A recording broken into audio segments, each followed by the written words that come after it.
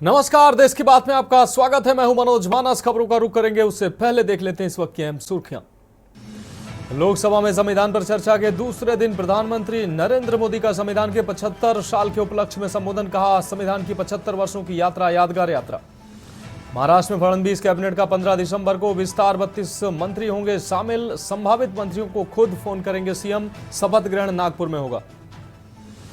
सांसद प्रियंका गांधी ने संसद भवन में किया प्रदर्शन। केरल के मुद्दे पर प्रियंका गांधी ने किया प्रदर्शन। कई सांसदों ने संसद भवन परिसर में पोस्टर लेकर किया प्रदर्शन। मुंबई में विश्व हिंदू इकोनॉमिक फोरम में गरजे सीएम योगी। कहा, पहले जो लोग भारत का सम्मान नहीं चाहते थे, आज उनके वारिस भी नहीं चाहते कि भारत का सम्मान हो। अरविंद केजरीवाल ने गृह मंत्री अमित शाह को लिखी चिट्ठी। कानून व्यवस्था पर अमित शाह से मिलने का मांगा समय। दिल्ली में बिगड़ती कानून व्यवस्था को लेकर लिखी चिट्ठी। एमपी यूपी समेत 11 राज्यों में पारा 5 से नीचे। पंजाब के आदमपुर में तापमान माइनस पहुंचा। रामलला को जयपुरी रजाई से उड़ाएगी। खबरों का सारथी। और अब खबरें विस्तार से। लोकसभा में संविधान पर चर्चा के दूसरे दिन प्रधानमंत्री नरेंद्र मोदी ने संविधान के 75 साल के उपलक्ष्य में अपना संबोधन दिया। अपने संबोधन में प्रधानमंत्री ने सदन के सामने 11 संकल्प रखे। उन्होंने कहा कि इसी संकल्प के साथ हम मिलकर आगे बढ़ते हैं तो संविधान की भावना पूरी होगी। देश जब आजादी के 100 साल मनाएगा तो विकसित भारत के साथ मनाएगा। पीएम ने जिन संकल्पों की बात की, पहले हम वो आपको सुनाते हैं। भारत के भविष्य के लिए संविधान के स्पिरिट से प्रेरित होकर के आज इस सदन के पवित्र मंच 11 संकल्प सदन के सामने रखना चाहता हूं। पहला संकल्प है, चाहे नागरिक हो या सरकार हो, सभी अपने कर्तव्यों का पालन करें। दूसरा संकल्प है, हर क्षेत्र, हर समाज को विकास का लाभ मिले। सबका साथ, सबका विकास हो।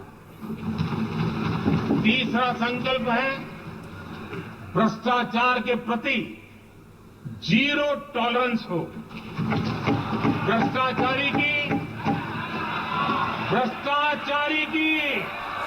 सामाजिक स्वीकार्यता न हो। भ्रष्टाचारी की सामाजिक स्वीकार्यता न हो।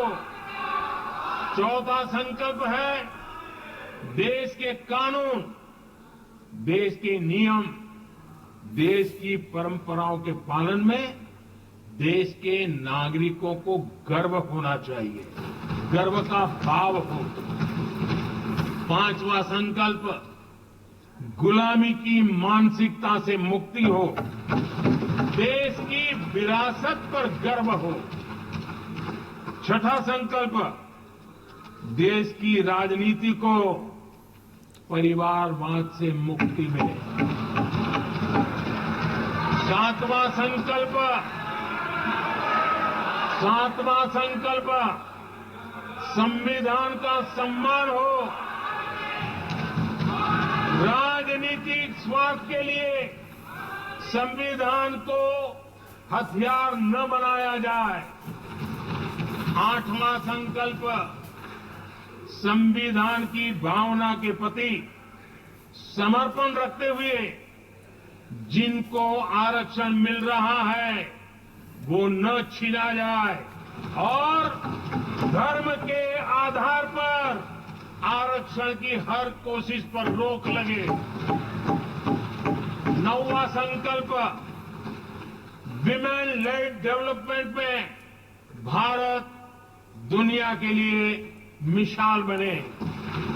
10वां संकल्प, राज्य के विकास से राष्ट्र का विकास, ये हमारा विकास का मंत्र हो। 11वां संकल्प, एक भारत श्रेष्ठ भारत का ध्येय सर्वोपरि हो। आदरणीय सभापति जी, इसी संकल्प के साथ हम सब मिलकर के अगर हम आगे बढ़ते हैं तो संविधान की जो निहित भावना है, वी द पीपल, सबका प्रयास, हम इसी मंत्र को लेकर के आगे चले और विकसित भारत का सपना इस सदन में बैठे हुए सबका तो होना ही चाहिए। 140 करोड़ देशवासियों का सपना जब मिल जाता है और संकल्प लेकर के जब देश कल करता है तो इच्छित परिणाम लेकर के रहता है। मेरा 140 करोड़ देशवासियों के प्रति मेरी अपार श्रद्धा रही है। अब रुक करेंगे अगली अहम खबर का। समालखा शहर के नेशनल हाईवे स्थित केशव होटल में प्रेस क्लब समालखा के तत्वाधान में बुधवार को स्थानीय पत्रकारों की संरक्षक विनोद लाहौट की अध्यक्षता में पहली बैठक आयोजित की गई। बैठक में नवनिर्वाचित पदाधिकारियों को हल्का विधायक मनमोहन भड़ाना ने बैठक में शिरकत कर बधाई दी। विधायक के कार्यक्रम में पहुंचने से पूर्व बैठक में कई महत्वपूर्ण तथ्यों पर क्लब सदस्यों के द्वारा बारीकियों से विचार विमर्श किया गया, जिसमें सरकार व आम जनता के मध्य एक मजबूत कड़ी के तहत पत्रकारों की स्वयं श्रम भूमिका समक्ष अनेक चुनौतियों के बावजूद भारतीय लोकतंत्र के चौथे स्तंभ के रूप में निर्भीक, निष्पक्ष और अडिग रहने आदि विषय पर जोर दिया, जिसमें सभी ने एक स्वर में संगठन की मजबूती पर सहमति प्रदान की। कार्यक्रम में पहुंचने पर क्लब सदस्यों के द्वारा विधायक भड़ाना का फूल मालाओं से स्वागत किया गया।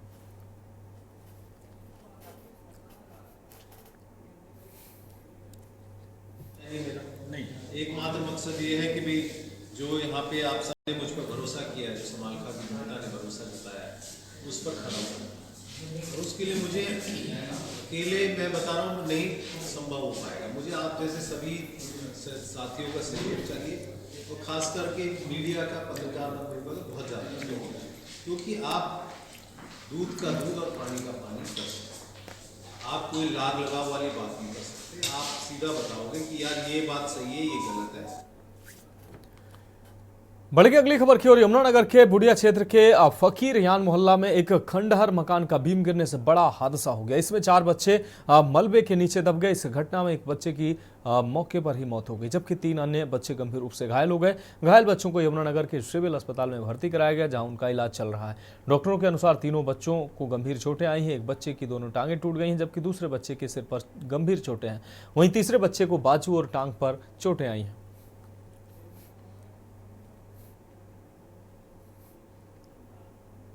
गिर गया, 3 बच्चे घायल है, एक की डेथ हो गई।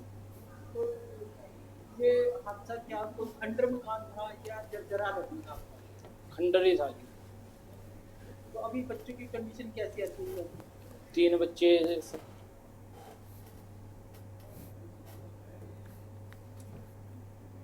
एक बंदे की आई था।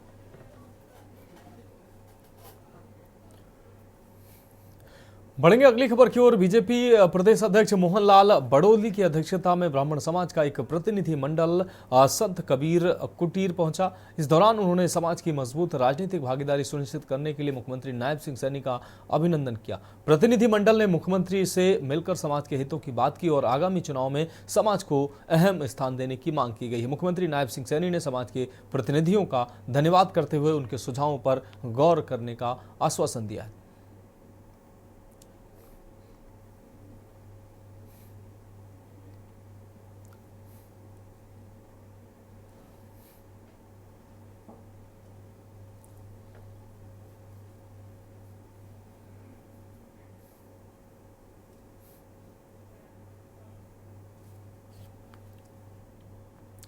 बढ़ेगी अगली खबर की ओर। 2 बार के असफल प्रयासों के बाद आज एक बार फिर किसानों ने दिल्ली कूच का ऐलान किया। इसके बीच खनौरी बॉर्डर पर किसान नेता जगजीत सिंह ढल्लेवाल ने आमरण अनशन पर बैठकर अपना विरोध दर्ज कराया। इस पर हरियाणा के कैबिनेट मंत्री अनिल विज ने प्रतिक्रिया देते हुए कहा कि किसानों और सुप्रीम कोर्ट के बीच बातचीत चल रही है और किसानों को सुप्रीम कोर्ट की बात माननी चाहिए। उन्होंने किसानों से अपील की है कि वे संविधान के तहत ही अपनी बातें रखें और सुप्रीम कोर्ट के निर्देशों का पालन करें।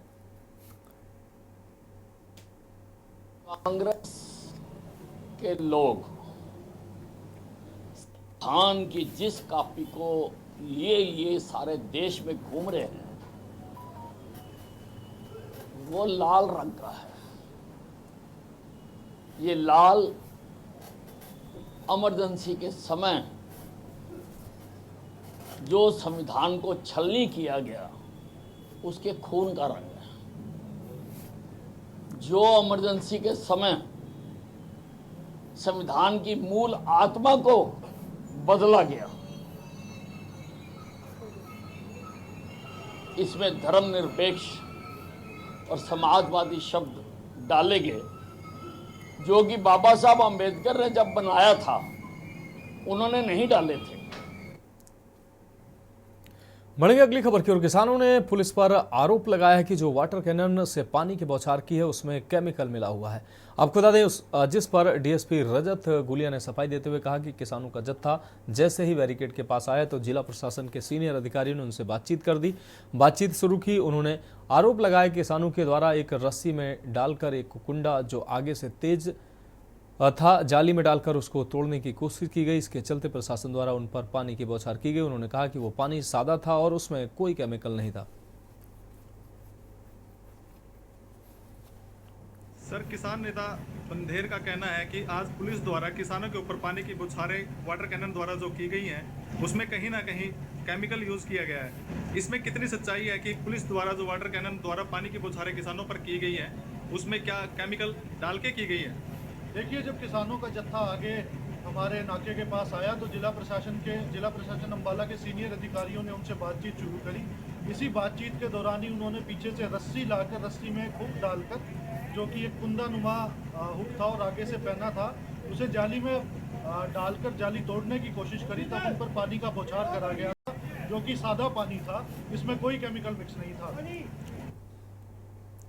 बढ़ेंगे अगली खबर की ओर। उपराष्ट्रपति जगदीप धनखड़ 15 दिसंबर को ग्वालियर प्रवास पर रहेंगे। इस दौरान वे जियो साइंस म्यूजियम का उद्घाटन करेंगे और महाराज श्रीमंत जीवाजीराव सिंधिया की प्रतिमा का अनावरण करेंगे। उपराष्ट्रपति श्री धनखड़ का ग्वालियर आगमन वायुसेना के विशेष विमान द्वारा प्रातः 10:55 पर एयरबेस विमानतल पर होगा। इसके बाद वे वायुसेना के विमानतल से सड़क मार्ग द्वारा प्रस्थान करेंगे और लगभग 11:25 पर महाराज बाड़ा पहुंचकर जियो साइंस म्यूजियम का उद्घाटन करेंगे। कार्यक्रम के अनुसार उपराष्ट्रपति धनखड़ प्रातः 11:45 पर जीवाजी विश्वविद्यालय पहुंचकर महाराज श्रीमंत जीवाजी सिंधिया की प्रतिमा के अनावरण समारोह में बतौर मुख्य अतिथि शामिल होंगे। इसके बाद वे दोपहर 1 बजे जय विलास पैलेस पहुंचेंगे। दोपहर 2 बजे वे जय विलास पैलेस से वायुसेना के विमान के लिए रवाना होंगे और दोपहर 2:30 बजे वायुसेना के विशेष विमान से नई दिल्ली के लिए प्रस्थान करेंगे। ग्वालियर में उपराष्ट्रपति का ये दौरा राज्य की ऐतिहासिक धरोहर और संस्कृति को बढ़ावा देने के लिए महत्वपूर्ण रहेगा।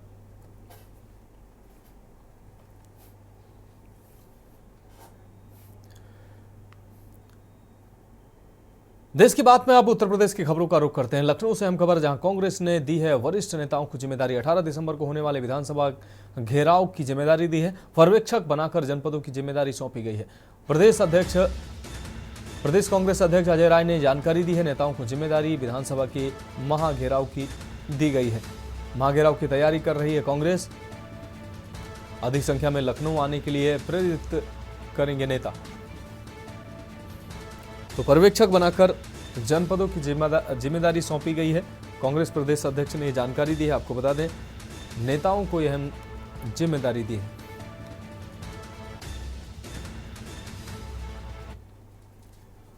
बढ़ेंगे अगली खबर की ओर। बरेली से अहम खबर है, जहां के न्यूज की मुहिम मुद्दे की बात का बड़ा असर देखने को मिला। आपको बता दें, मुद्दे की बात खास कार्यक्रम का बड़ा असर हुआ है।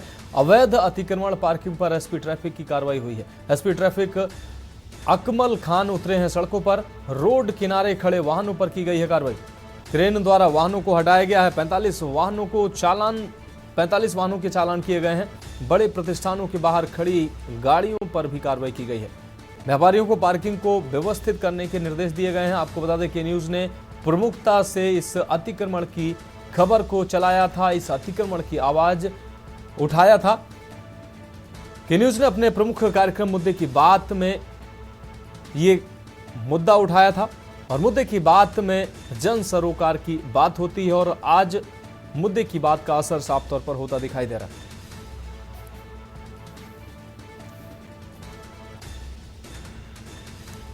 तो व्यापारियों को पार्किंग की व्यवस्था करने के निर्देश दिए गए हैं। आपको बता दें कि न्यूज ने प्रमुखता से ये खबर उठाई थी और अतिक्रमण पर आवाज उठाई थी। बढ़ेंगे अगली खबर की ओर। राष्ट्रीय विधिक सेवा प्राधिकरण नई दिल्ली और राज्य विधिक सेवा प्राधिकरण लखनऊ के निर्देशानुसार जनपद न्यायाधीश विनय कुमार तृतीय के नेतृत्व में जिला विधिक सेवा प्राधिकरण फर्रुखाबाद द्वारा राष्ट्रीय लोक अदालत का आयोजन किया गया। इस अवसर पर प्रभारी जनपद न्यायाधीश सुश्री शैली राय और अन्य न्यायिक अधिकारी की उपस्थिति में अदालत का शुभारंभ किया गया। राष्ट्रीय लोक अदालत में 3584 लंबित मामलों में से 3446 मामलों का निस्तारण किया गया। इसके अलावा प्री लिटिगेशन के 1,74,058 मामलों में से 1,73,096 मामले हल किए गए। कुल मिलाकर 1,77,642 मामलों में से 1,76,542 मामलों का निस्तारण कर 8,54,89,669 रुपए की धनराशि जमा कराई गई है।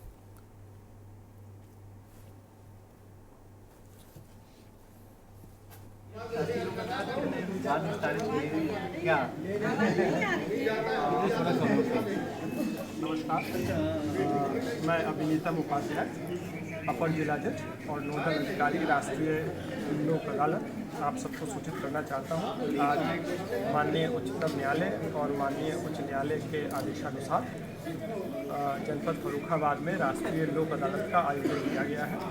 इसमें लगभग 1,85,000 मामले नियत किए गए थे और अब तक की सूचना के अनुसार लगभग 1,25,000 मामले निस्तारित हो चुके हैं। अभी भी कार्रवाई चल रही है। लोक अदालत का समय लगभग शाम तक चलेगा और ये हमारी उम्मीद है और संभावना है कि लगभग 1,55,000 तक के मामले हमारे निस्तारित हो सकें। बढ़ेंगे अगली खबर की ओर। कांग्रेस नेता राहुल गांधी ने संसद में संविधान पर चर्चा में हिस्सा लिया है। अपनी टिप्पणी में कहा कि भारतीय संविधान हमारे देश की एकता और विचारधारा का प्रतिनिधित्व करता है, जो महात्मा गांधी, डॉक्टर भीमराव अंबेडकर और पंडित जवाहरलाल नेहरू के विचारों से प्रेरित है। उन्होंने कहा कि संविधान में हमारे देश के विचारों का एक सेट है जो महादेव, गुरु नानक और बसवन्ना से आया है। राहुल गांधी ने अपने भाषण में अभय, निडरता, अहिंसा और सत्य के बारे में बात की, जो उन्होंने पिछले कुछ दिनों में उल्लेख किया था। इस दौरान उन्होंने संसद में भगवान के विभिन्न चित्र भी दिखाए। राहुल ने अपने हाथ में संविधान की किताब पकड़े हुए सावरकर को कोट किया और कहा, आपके नेता ने कहा था कि भारत के संविधान में कुछ भी भारतीय नहीं है। उन्होंने कहा, आप सावरकर की प्रशंसा झिझकते हुए करते हैं क्योंकि आपको ऐसा करना पड़ता है। इसके बाद राहुल गांधी ने मनुस्मृति और संविधान दोनों किताबों को दिखाया। कहा, भारत का संविधान भारतीय नहीं है। जिस किताब से भारत चल रहा है उसे इस किताब से बदल दिया जाना चाहिए।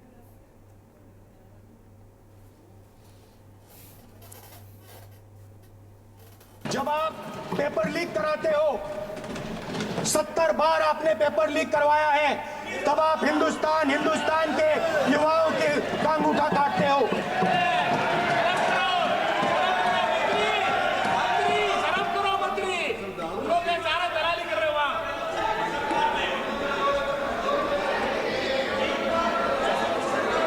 आज बाहर, दिल्ली के बाहर आपने किसानों पर टीयर गैस चलाया है, आपने किसानों पर लाठीचार्ज किया है। किसान आपसे एमएसपी मांगते हैं, सही दाम मांगते हैं, मगर आप अदानी को फायदा पहुंचाते हो, अंबानी को फायदा पहुंचाते हो और किसान का अंगूठा काटने का काम करते हो।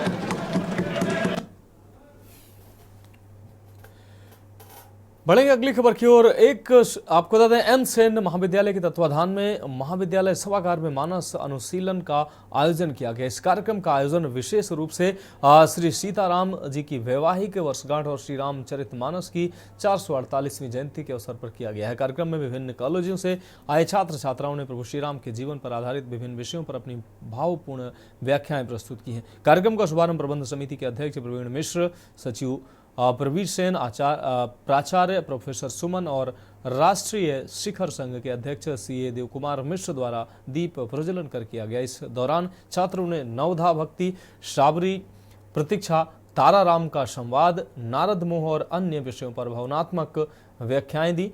योगेश श्रीवास्तव आयोजक ने बताया कि आज के युवा वर्ग को भगवान श्री कृष्ण के जीवन चरित्र से प्रेरणा लेकर प्रेम संबंधों और संस्कृतियों के आदान प्रदान की विचारधारा को आत्मसात करना चाहिए। उन्होंने कहा कि युवा पीढ़ी जो अपने पथ से भटक रही है और पश्चिमी संस्कृति की ओर अग्रसर हो रही है, उसे अपने धार्मिक ग्रंथों से जुड़कर जीवन को राममय बनाना चाहिए। जी, ये मेरा पर्सन, मैं पहली बार आया हूँ यहाँ पे। योगेश जी ये कार्यक्रम पिछले 11 सालों से अनवरत करवा रहे हैं जी।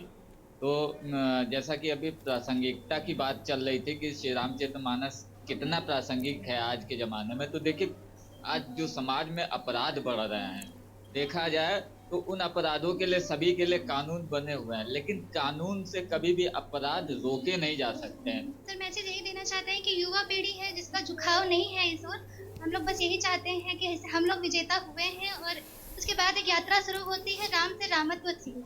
हम लोग जानना चाहते हैं आखिर रामचरितमानस क्या है, राम जी का व्यक्तित्व आखिर इतना विशाल क्यों है, उसके बारे में जानना, उसको समझना और एक आदर्श चरित्र प्रस्तुत करना चाहते हैं इसके माध्यम से। बस यही हमारा इसका उद्देश्य। ये कार्यक्रम है मानस अनुशीलन। जब पहली बार हम लोगों ने 2014 में इसको किया था तब भगवान सीताराम के विवाह की वैवाहिक वर्षगांठ पर करने की सोच रहे थे, लेकिन तभी हमें एक और अनुभव मिला, एक और चीज़ हमारे संज्ञान में आई कि इसी दिन संवत 1633 में मार्गशीर्ष शुक्ल पक्ष पंचमी के दिन गोस्वामी तुलसीदास जी ने श्री रामचरित मानस का लेखन 2 वर्ष 7 महीने 26 दिन बाद समाप्त किया था। तो 2 अवसर मिले, भगवान की मैरिज एनिवर्सरी और अपने श्री रामचरित मानस जी की बर्थ हैप्पी बर्थडे, इन दोनों को मिलाकर ये कार्यक्रम आयोजित होता है।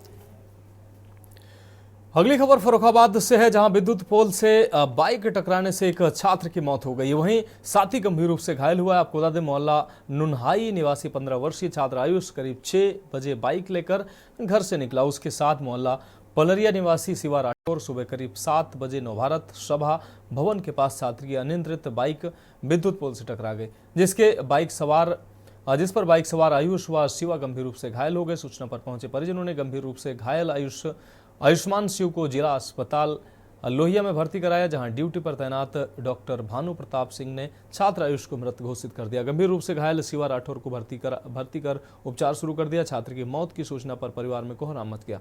मां ममता समेत परिजनों का रो रो कर बुरा हाल है। वहीं मृतक छात्र आयुष के परिजन बिना कुछ कार्रवाई किए उसका शव लेकर घर चले गए। फर्रुखाबाद कोतवाली क्षेत्र में ठंडी सड़क पर नवभारत सभा भवन के पास ये घटना घटित हुई है।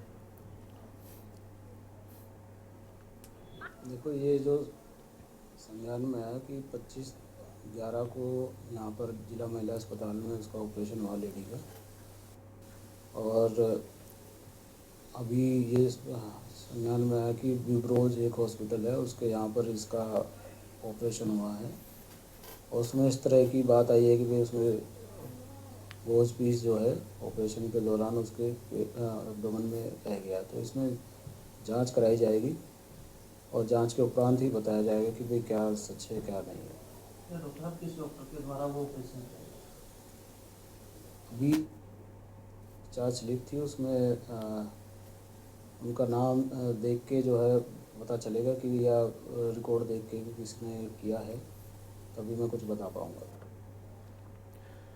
बढ़ेंगे अगली खबर की ओर। खबर फर्रुखाबाद से, जहां राष्ट्रीय हिंदू परिषद बजरंग दल के महामंत्री के बेटे को मुस्लिम समुदाय के युवकों ने बंधक बनाकर पीटा है। मुस्लिम समुदाय के लोगों ने बजरंग दल महामंत्री के बेटे की सिर कलम करने की धमकी दी है। बजरंग दल के महामंत्री आकाश गुप्ता शनि कांसीराम कॉलोनी निवासी ने आरोपियों के विरुद्ध मुकदमा दर्ज कराने के लिए तहरीर दी है। आकाश गुप्ता शनि का कहना है कि उनका बेटा जब स्कूल या काम पर जाता है तो एहतशाम सलमान उसे डराते धमकाते हैं। आरोपी सलमान एहतशाम उसे धमकी देते हुए कहते हैं कि इसका बाप हिंदुवादी नेता है, इसका सिर कलम कर दो। बजरंग दल के महामंत्री का कहना है कि उनका बेटा जतिन गुप्ता स्कूल जा रहा था, आरोपियों ने उसके साथ मारपीट कर दी। मारपीट करने के बाद आरोपी उसे पकड़कर ले गए और बंधक बनाकर रखा। आरोपियों ने उसके सिर कलम करने की उसको धमकी दी। जिला मंत्री आकाश गुप्ता ने भी समुदाय विशेष के दबंगों पर घेर कर मारपीट करने का आरोप लगाया। हम दुकान जा रहे थे अपनी, तो वहाँ से 6-7 गाड़ियाँ आई उज्जी नगर, बीच में गांव है, वहाँ पे लात मार के गाड़ी गिराई। फिर पल्सर गाड़ी थी जो सामने चला रहा था, उसने फिर मारा मुरी बहुत करी। और फिर कौन लोग थे ये नहीं पता हमें कौन थे, बहुत सारे थे, और मेरे पास चैन भी थी, वो चैन भी गायब हो गई थी। और लाते आते बहुत। किस बात को लेके मारा? कोई विवाद है तुम्हारा? कोई विवाद नहीं है, दुकान जा रहे थे और। कौन लोग थे ये? पता नहीं। जानते हो उनको किसी को? मोमडन थे, इतना पता नहीं। सभी लोग सारे मोमडन थे, और एकदम से आए, डंडे थे, मारने लगे और पापा के लिए बोलने लगे। आपा तुम्हारे नेता नगरी करते हैं, बहुत उल्टी सीधी बोल रहे थे और मार रहे थे, बस सुन नहीं रहे थे। किस जगह पे मारा, कौन जगह थी?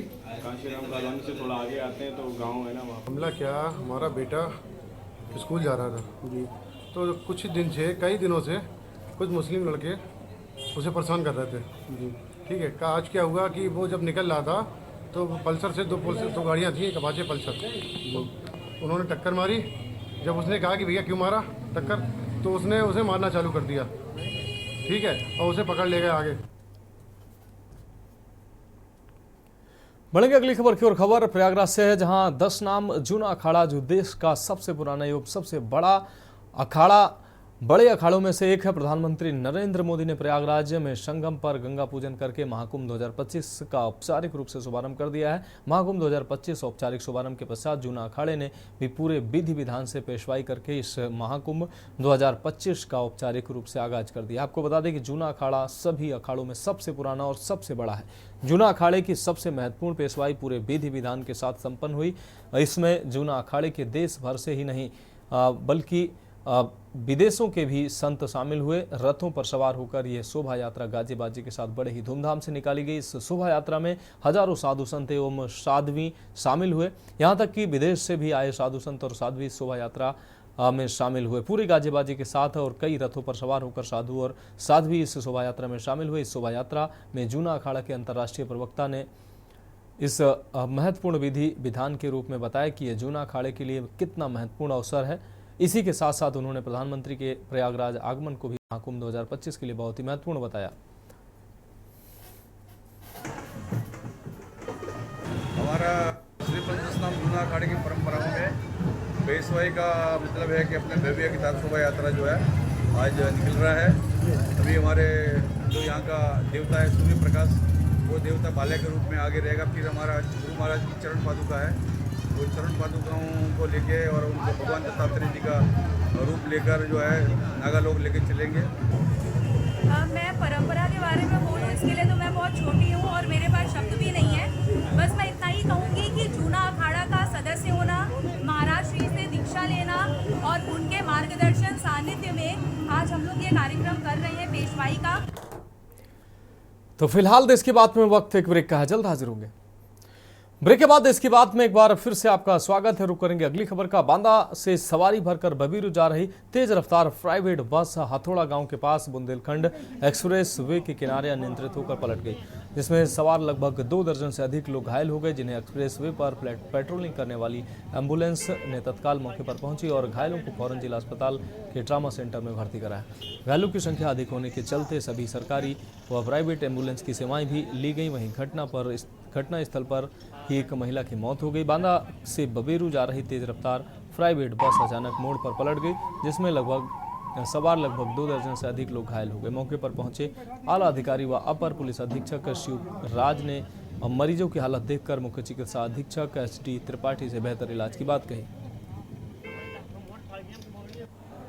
जनपद बांदा थाना कोतवाली देहात क्षेत्र अंतर्गत बांदा से बबेरू जाने वाली एक प्राइवेट बस सुबह 11 बजे के करीब पलट गई थी और उसमें बैठी हुई सवारियां, उनको चोटें आई थी। सूचना मिली तो पुलिस और 108 की एम्बुलेंस के माध्यम से सभी घायलों को जिला अस्पताल लाया गया है। वहाँ जो इसमें कुल मिलाकर के टोटल 19 लोगों को छोटी मोटी चोटें आई थी, जिसमें 4-5 लोग गंभीर घायल थे। एक महिला करीब 40 साल की, उसकी मौके पर मृत्यु हो गई है। एक बालिका जिला अस्पताल से कानपुर के लिए रिफर की गई है। बाकी अन्य का इलाज यहीं पर जिला अस्पताल में किया जा रहा है। 22 हत्या है और एक ब्रॉड डेड आया है, मृत अवस्था में डिस्ट्रिक्ट हॉस्पिटल में लाया गया।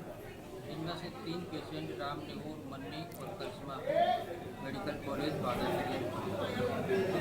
क्या लगता है कि इनकी जो और भर्ती है उनकी स्थिति क्या है? उनकी हालत स्थिति क्या कोई ढंग खत्म नहीं हुआ? नहीं, यहाँ पे कोई खत्म नहीं। ब्रॉड डेड है क्या? अभी ब्रॉड डेड जो आया था वो वहीं से मरा हुआ था। ब्रॉड डेड का मतलब ये हुआ था कि वहीं से।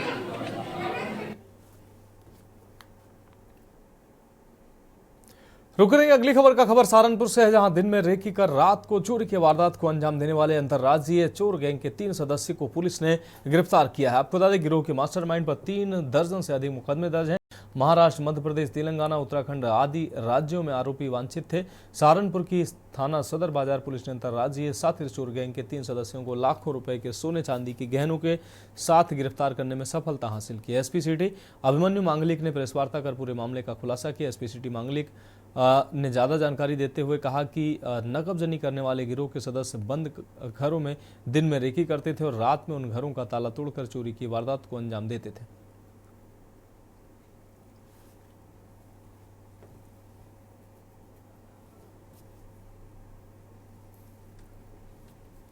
दिसंबर 2024 को खलासी लाइन में एक घर था, उसके वादी के द्वारा सूचना दी गई थी कि दोपहर में 12 से 3 बजे के बीच में जैसे ही वो और उसकी वाइफ वहाँ से घर को खाली छोड़ के गई थी, तभी उनके घर में चोरी हुई। कम से कम 3 से 4 ताले जो थे, जो लगे हुए थे घर पे, वो सभी तोड़ के ताले समेत उनका सामान भी, जिसमें कुछ नकदी और ज्वेलरी थी, वो वहाँ से चोरी कर ली गई थी।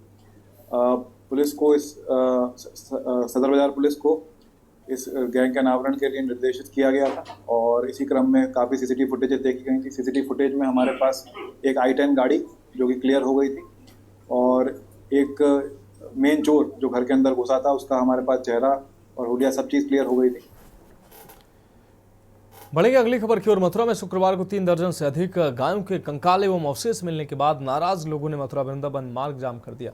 एक अधिकारी ने शुक्रवार को यह जानकारी दी। अधिकारी ने बताया कि वृंदावन मार्ग पर स्थित प्रेम महाविद्यालय पॉलिटेक्निक कॉलेज के पीछे जंगल से ये कंकाल बरामद किए गए हैं। सड़क पर प्रदर्शन की वजह से लंबा जाम लग गया, जिसके बाद पुलिस ने लाठीचार्ज किया। वहीं पुलिस ने मामले में शुक्रवार को कार्रवाई करते हुए थाना जैत में 37 नामजद और 50 से अधिक अज्ञात गौरक्षक और हिंदूवादी संगठन के लोगों पर FIR दर्ज किया। आपको बता दें कि 4 घंटे से अधिक मथुरा वृंदावन मार्ग को जाम किया गया था। करीब लाठी चार्ज में आधा दर्जन से लोग चोटिल हुए और जमकर हंगामा भी हुआ था।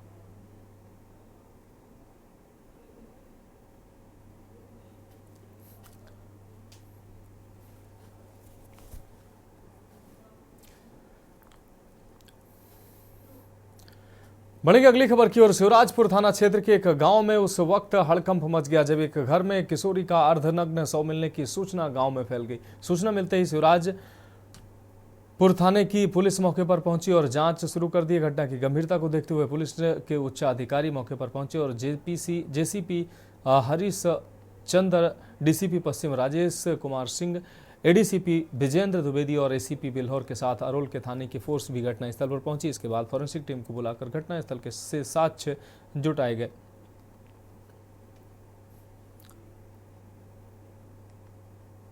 सर, घटना ये हुई कि जब हम बेटी हमारे जगाने आई तो वो जग नहीं रही थी। अब बबुआ मेरा स्कूल जाने के लिए तैयार था तो हम पेठा बनाने लगे। हमने बबुआ को भेजा, फिर हमने कहा अभी बिट्टी जग नहीं रही, क्यों नहीं जग रही है? तो हमने बुकरी साड़ी निकाल के बांधी, सानी चारा किया तो टाइम 10 बज गया। तो हमने कहा लाओ हम जगाएं जा करके बिटिया को। जब हम जगाने गए तो टोपा वोपा सब लगाई हुई थी, नीचे लेटरिन भी पड़ी थी और सफ़ेद नीचे भी पड़ा था। तो मैंने कम्बल नहीं हटा के देखा था, तो हमने कहा पता नहीं, देखे इसके तो अंगुली डाली मुँह तो इसकी दांत बंदी। तो मैंने पानी आनी डाला उसको। जब मैंने उसको पानी डाला तो वो थी नहीं, उसकी अंगुली ऐसी थी, अंगूठी बंधी हुई थी। तो जब जगाया तो नीचे कपड़े भी नहीं थे उसके, बस कम्बल ही ऐसा उड़ा था, पूरी बेपर्दा लेटी थी। और जो हुआ वो सब पूरी सब बलात्कार हुआ उसके साथ। थाना शिवराजपुर क्षेत्र अंतर्गत एक गांव में एक 17 वर्षीय युवती की उसके ही घर में संदिग्ध परिस्थितियों में मृत्यु हुई है। मौके पर फॉरेंसिक टीम द्वारा साक्ष्य एकत्र किए गए हैं। घटना के संबंध में सुसंगत धाराओं में अभियोग पंजीकृत किया जा रहा है। नियमानुसार पंचायतनामा भर करके पैनल से वीडियोग्राफी के तहत PM कराने हेतु शव को भेजा गया है। एक संदिग्ध व्यक्ति को हिरासत में लेकर के पूछताछ की जा रही है। अतिशीघ्र घटना का अनावरण किया जाएगा। अगली खबर संभल से, जहां मुख्यमंत्री सामूहिक विवाह योजना के तहत आज एक भव्य विवाह समारोह का आयोजन किया गया, जिसमें 396 जोड़ों ने एक साथ जीने और मरने की कस्में खाईं। यह समारोह संभल जिले के मुख्यालय के पीछे स्थित बड़े मैदान में संपन्न हुआ, जिसमें हिंदू और मुस्लिम दोनों समुदायों के विवाह परंपराओं के साथ विधिवत तरीके से संपन्न कराए गए। आयोजन में 372 हिंदू जोड़ों ने 7 फेरे लेकर वैवाहिक बंधन में बंधे, वहीं 24 मुस्लिम जोड़ों ने निकाह पढ़कर अपने जीवन साथी को चुना। विवाह समारोह में जिलाधिकारी की अध्यक्षता में सभी धार्मिक और सांस्कृतिक रीति रिवाजों के पालन के साथ यह कार्य संपन्न हुआ। कार्यक्रम की शुरुआत शिक्षा मंत्री गुलाब देवी ने दीप प्रज्वलित करके अपने में मंत्री ने कहा कि मुख्यमंत्री सामूहिक विवाह योजना मुख्यमंत्री योगी आदित्यनाथ का एक अभूतपूर्व प्रयास है जो गरीब परिवारों के लिए वरदान साबित हो रहा है। उत्तर प्रदेश शासन के निर्देश पर आज जनपद संभल में 355 मुख्यमंत्री सामूहिक विवाह योजना के तहत सर्वधर्म के सामूहिक जोड़ों का विवाह संपन्न हुआ। सभी को मैं शुभकामनाएं देता हूं और सभी आवश्यक व्यवस्थाएं अच्छी रहीं। कितने रेट में विभिन्न विकास खंडों तथा नगर पंचायत और नगर पालिकाओं में सामूहिक विवाह योजना के आवेदन पत्र आए थे, जिसको ग्राम पंचायत स्तर पर तथा वार्ड के स्तर पर खंड विकास अधिकारी तथा अधिशासी अधिकारी नगर पालिका के द्वारा आवेदन की जांच की गई। रुक करेंगे अगली खबर का। जनपद के सभी न्यायालयों मुख्यालय पौड़ी, कोटद्वार, श्रीनगर तथा लेंस डाउन में आज राष्ट्रीय लोक अदालत का आयोजन किया गया। आपको बता दें शनिवार को सचिव जिला विधिक सेवा प्राधिकरण अकरम अली ने शाम 5 बजे मिली जानकारी के अनुसार जनपद में आयोजित राष्ट्रीय लोक अदालत में 643 वादों में से सभी 643 वादों का निस्तारण किया गया।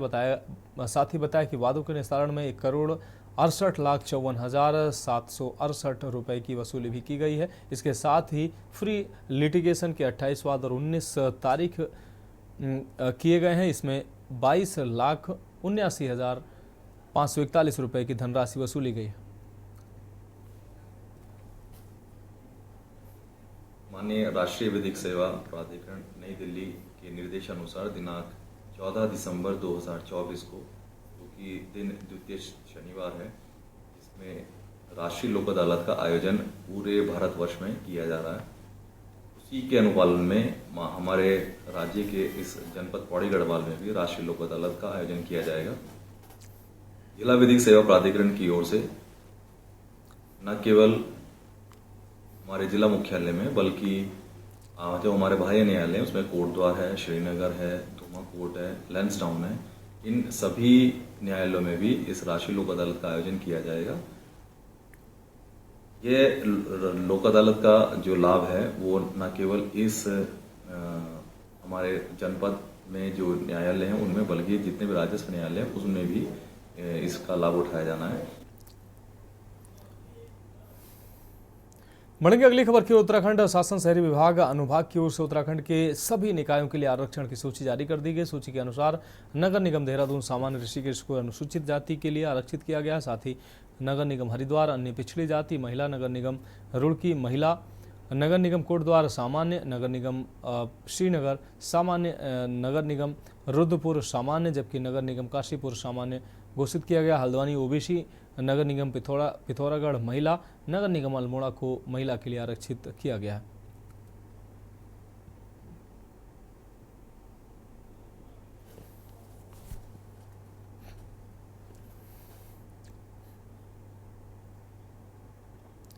अगली खबर का रुख करेंगे खबर नैनीताल से, जहां उच्च न्यायालय नैनीताल में राष्ट्रीय लोक अदालत का आयोजन हाईकोर्ट लीगल सर्विस कमेटी द्वारा किया गया। इस लोक अदालत में मुख्यतया श्रम कानून संबंधी केस, अपराध संबंधी केस, वैवाहिक मतभेद और मिसलेनियस के मामले सुनवाई हुए हैं।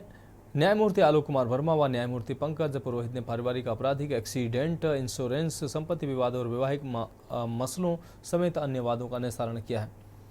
वादों का निस्तारण करने के लिए संबंधित विभिन्न विभागों से अधिकारी भी लोक अदालत में पहुंचे थे। अदालत में प्रदेश भर से वादी अपने मामलों के निस्तारण के लिए पहुंचे थे। न्यायमूर्ति आलोक कुमार वर्मा व न्यायमूर्ति पंकज पुरोहित ने लोक अदालतों में छोटे मुकदमों को आपसी सहमति से निस्तारित किया ताकि अदालतों में वर्कलोड को कम किया जा सके।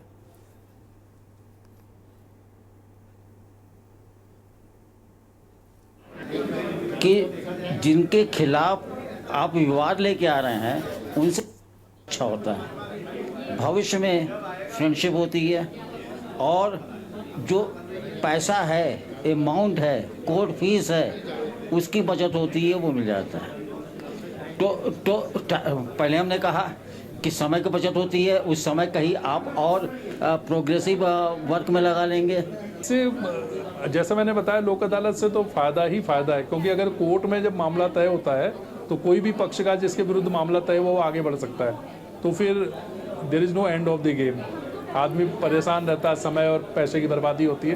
लेकिन यहाँ पर क्या, अगर राजीनामे से तय हो गया समझौते के आधार पर तय हो गया तो अंतिम रूप से निस्तारण हो जाता है और उसको चैलेंज भी नहीं किया जाता है। तो ये सबसे बड़ा फायदा लिटिगेंट्स को मिलता है।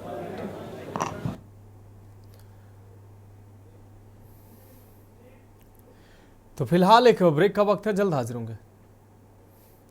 ब्रेक के बाद इसकी बात में एक बार फिर से आपका स्वागत है। बढ़ेंगे अगली खबर की ओर। ओवरलोड के विरोध में उत्तराखंड ट्रांसपोर्ट यूनियन द्वारा जारी प्रदेशव्यापी हड़ताल का असर पछुआ दून क्षेत्र में भी देखने को मिल रहा है, जिसे न्यू जनजाति मोटर ट्रक एसोसिएशन द्वारा भी समर्थन देते हुए यहाँ के ट्रांसपोर्टर भी पिछले 4 दिनों से अनिश्चितकालीन हड़ताल पर हैं, जिनका कहना है कि उत्तराखंड एक पहाड़ी राज्य है जहाँ मैदानी राज्यों के अपेक्षा यातायात नियमों में बेहद फर्क है, जिससे यहाँ के ट्रांसपोर्टरों को फर्क पड़ रहा है। साथ ही क्षेत्र में सड़कें भी इन ओवरलोड वाहनों के कारण बदहाल हो रही हैं। प्रदर्शनकारी ट्रांसपोर्टर ने मांग की है कि बाहरी प्रदेशों से आने वाले ओवरलोड वाहनों पर अंकुश लगाना चाहिए और उनके किराए में भी बढ़ोतरी की जानी चाहिए।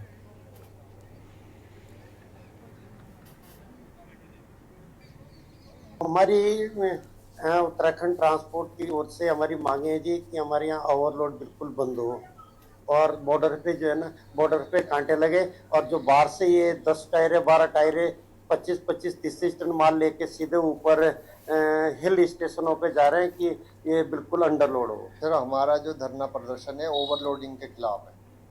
ओवरलोडिंग से फर्स्ट प्राथमिकता तो ये है कि ओवरलोडिंग से कई वाहन जो एक्सीडेंट हो रहे हैं, कईयों का कोई गरीब आदमी घर बना रहा उसका माल क्षतिग्रस्त हो जाता है। दूसरी बात, रोडों की हालत खराब है।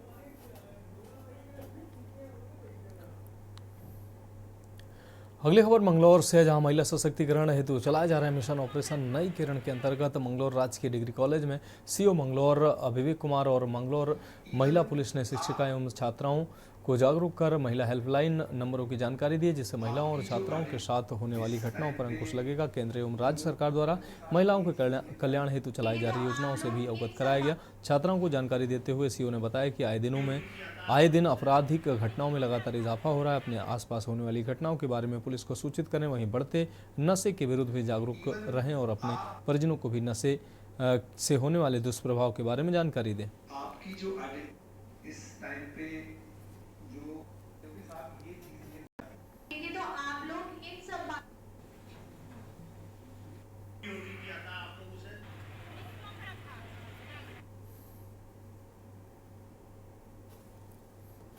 कॉलेज में जो छात्राएं हैं उनके साथ एक इंटरेक्शन किया गया, जिसमें महिला अपराध, महिला सुरक्षा, नशा, साइबर क्राइम और विभिन्न पहलुओं पर इसमें बात की गई और छात्र छात्राओं को इस बारे में जानकारी दी गई। हमारे कॉलेज राजकीय महाविद्यालय मंगलौर में सीओ साहब और पुलिस अधिकारी डिपार्टमेंट से बहुत से अधीक्षक आए थे और उन्होंने हमें महिला सशक्तिकरण के बारे में बहुत कुछ जानकारी दी। अगली खबर का रुख करेंगे खबर मंगलौर से, जहां खंड शिक्षा कार्यालय मंगलौर में स्कूल में पढ़ने वाले दिव्यांग बच्चों के लिए उपकरण वितरण कार्यक्रम का आयोजन किया गया, जिसमें बीआरसी नारसन में 6 से 18 वर्ष के दिव्यांग बच्चों सहायक शिक्षा में उपयोग होने वाले उपकरण का वितरण यहां पर किया गया। ये उपकरण कार्यक्रम एलिम्को कानपुर व समग्र शिक्षा अभियान की ओर से किया गया। खंड शिक्षा अधिकारी महराज अहमद ने बताया कि शिक्षा को बढ़ावा देने के लिए सरकार विकलांग बच्चों को भी कई सुविधाएं उपलब्ध करा रही है, जिससे शिक्षा में विकलांग बच्चों को भी किसी तरह की कोई परेशानी ना हो। इसलिए मंगलौर में विकलांग स्कूली बच्चों का मेडिकल परीक्षण करने के बाद बच्चों को उपकरण आपको बता दें ओपिस्कर वितरित किया है।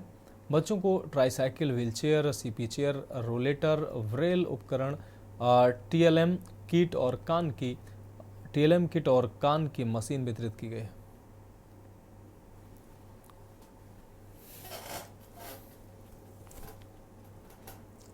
जो है समग्र शिक्षा की तरफ से हमारे स्कूलों में जो बच्चे विकलांग हैं, जिनके पास प्रॉब्लम्स हैं, उनकी प्रॉब्लम के लिए यहाँ एलिम्को कानपुर की तरफ से एक पहले प्रशिक्षण हुआ, जिसको उन्होंने उनको चिन्हित किया।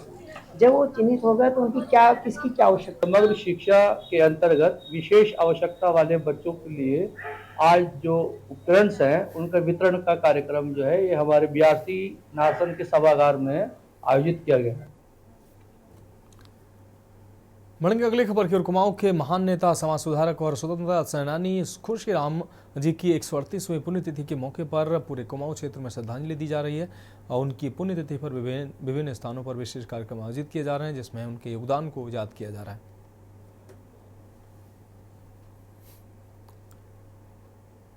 आज कुमाऊं केसरी स्वर्गीय खुशीराम जी की 138वीं जयंती मनाई जा रही है। हर वर्ष की भांति इस वर्ष भी बड़े उल्लास के साथ मनाई जा रही है।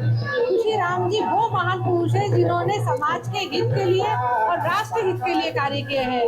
अंग्रेजों से लड़ते हुए स्वतंत्रता की लड़ाई लड़ी। कुमाऊं केसरी के नाम से जाने जाने वाले स्वर्गीय खुशीराम जी की आज 138वीं जयंती हम लोग सब बड़े ही उल्लास के साथ यहाँ पे मना रहे हैं। हर वर्ष की भांति देखिए आप लोग कि पहाड़ों से कलाकार आके यहाँ पे प्रस्तुति दे रहे हैं और भारी मात्रा में यहाँ पर लोग आए हुए हैं। हमारे पहाड़ की धरोहर है और जो उनकी जीवनी है आदरणीय खुशीराम जी की, उस जीवनी से हमें बहुत सीखने को मिलता है कि समाज के हित के लिए, सर्व समाज के हित के लिए, सामाजिक एकता के लिए, सामाजिक समानता के लिए। उस समय कल्पना करो कि जो सामाजिक स्थिति रही होगी, उस सामाजिक स्थिति में निकल करके आना एक ऐसे व्यक्ति का जो समाज के सारे ताने वाने को जोड़ करके और कुरीतियों को तोड़ करके इतने बड़े स्थान पर आकर करके जो व्यक्ति पहुंचा होगा।